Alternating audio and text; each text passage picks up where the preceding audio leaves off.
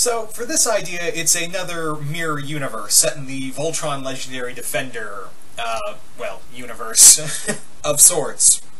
Where am I going with this? Anyway, so yes, this is another fanfiction idea, and this one was more of a mirror universe I kind of thought of. And I know this mirror universes are not a new thing, but I was kind of like, it would be kind of fun if you did, what would it be like in the, what would a mirror universe be like in the Voltron universe? So here's what I kind of came up with. So this story is pretty much set in a timeline, or better yet, universe, where the Earth is essentially like the Terran Empire from Star Trek. The Galaxy Force is more like a galactic empire. They are known as the Terran Imperative. That's the name of Earth. It's the Terran Imperative, or hierarchy. Yeah, Terran. Something Terran. I was still kind of fiddling through names. So for now, it's just kind of the Terran hierarchy. And the Terrans are pretty much tearing their way through the galaxy, either exterminating or enslaving whole systems. Slurring through my words here. Sorry about that. But yeah, the humans in here are pretty much, like I said, like the Terran Empire from Star Trek, where they are just massacring everything that gets in their way or enslaving it, so that, to expand their empire. Humans first, essentially. Because let's admit it, if we're likely to become the Terran Empire than we are the Federation. Let's be honest with ourselves. If we ever mastered space travel, that's what we'd kind of be. Anyway, so if you obviously guessed, the Paladins of Voltron are not the Paladins we know. In here, Shiro, his father, is the Emperor. His father is the Emperor, and Shiro is the Prince, who has been genetically modified multiple times over. He lost his arm in a battle with. He lost his arm during a battle, and he was cybernetically, and he was genetically enhanced, as well as cybernetically enhanced, by the work of Dr. Pidge Gunderson, or Katie Gunderson as she's known. Pidge is kind of like her nickname in here, but only because she's so small, like a pigeon, hence the name. And the person who gave her that nickname had his brain removed and fed to his wife. Yeah. So, Pidge in here, in this timeline, is incredibly psychotic. She's almost like a Mr. Sinister in a way. She's very much like Mr. Sinister, and always experimenting on other aliens, as well as other humans. She is very, she's more or less a threat, and wants to stay in Prince Shiro's good graces, so that she could get close to the Emperor. We also have Hunk in here, who's a engineer, and loves to enslave his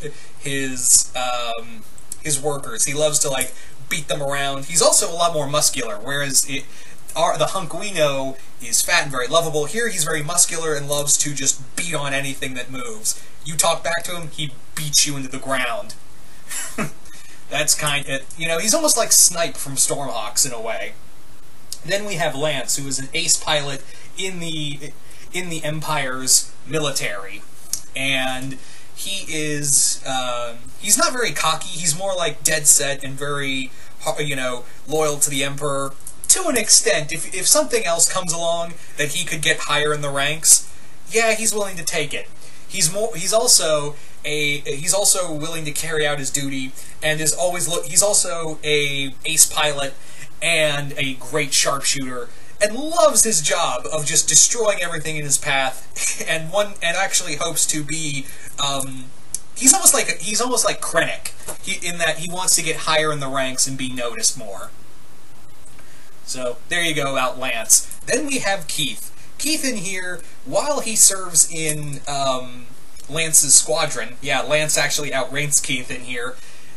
Keith is actually a double agent for the Galra Empire.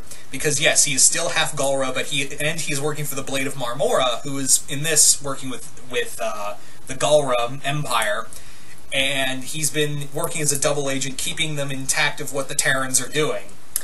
Because in this timeline, his mother didn't disappear; she was murdered right in front of him and used as a lab experiment for when they wanted to combat the Galra. So, needless to say, he's a little angry about that. But but they didn't know that was his mother. They just thought she was a crashed alien and was holding these humans hostage and proceeded to just kill her. And his dad was like, yeah, totally, she was an alien that kidnapped us, holding us for ransom, and was poisoning my son with all these, like, these thoughts of freedom and all these other thoughts of anti-imperialism. So, yeah, go kill her. Yeah. So Keith eventually finds his way in. The Galra eventually find him. He offers his services, and he's a spy for them from then on.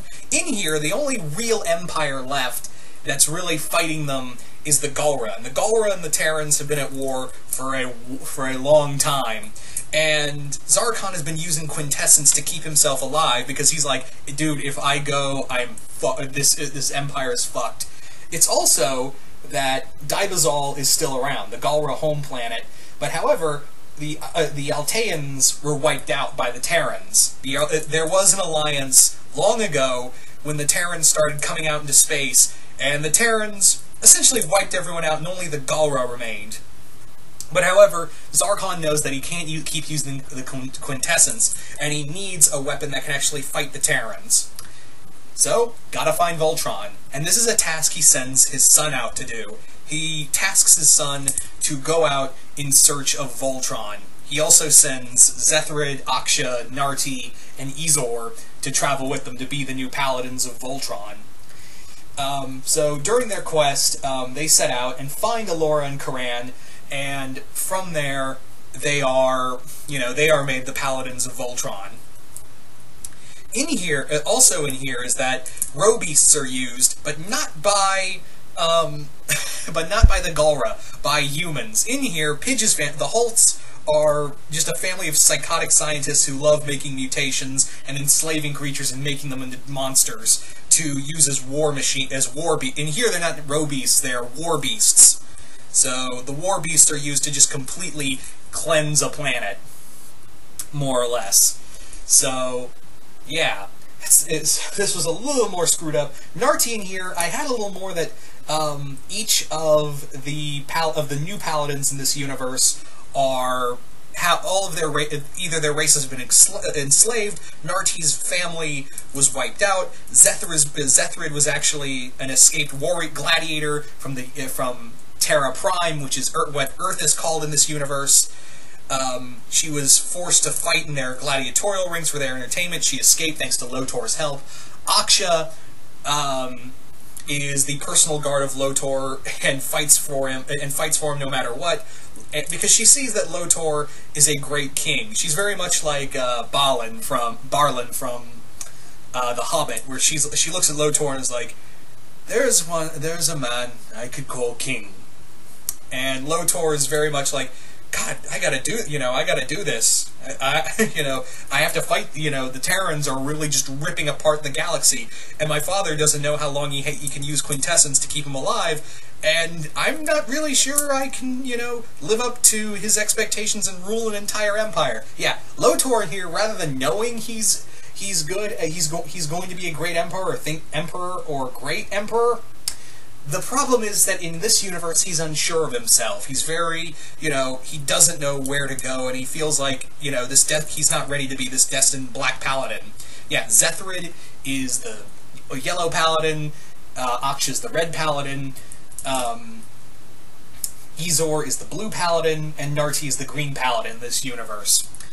And together they form Voltron and fight the forces of the Terran invasion that has been going on for a couple thousand years. I didn't really think about having pairings in here because this was just kind of a fun thought, and this kind of really came to me while watching Star Trek Discovery after watching Voltron, and I had this, idea! So this was all kind of knee-jerk, really. So, there you go, guys. Yeah, I know there's been, fan art here and there of Paladin Lotor and all that, but I kind of figured, yeah, let's add a little story to that, because I haven't really seen a lot of Mirror Universe Voltron.